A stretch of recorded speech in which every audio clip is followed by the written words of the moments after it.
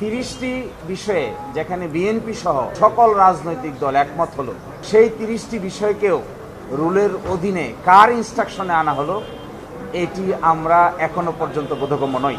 তবে আমরা দেখতে পাচ্ছি এই রিট মামলা শুনানি করার ক্ষেত্রে এবং এই রিট মামলাটি পরিচালনা করার ক্ষেত্রে সরকারের একাংশের ডাইরেক্ট সংশ্লিষ্টতা দেখা যাচ্ছে।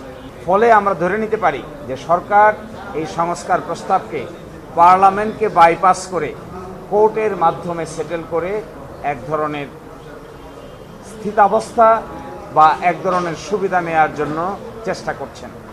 আবার সরকারকে মাঝে মাঝে মনে হচ্ছে দ্বিচারিতা করছে। এই দ্বিচারিতার অংশ হিসেবে গতকালকে তারা প্রস্তাব পাঠিয়েছেন যে ডেপুটি স্পিকারকে বিরোধী দল থেকে দেয়া হবে, নামের প্রস্তাব চেয়েছেন। অথচ ডেপুটি স্পিকারের এই বিরোধী দল থেকে দেয়া হবে এটা একমত পোষণ করা হয়েছিল যে 30টি প্রস্তাবের মধ্যে এটাকেও আজকে রুলের অংশ করা হয়েছে। একদিকে বলছেন ডেপুটি স্পিকার দেওয়া হবে, নাম দেন,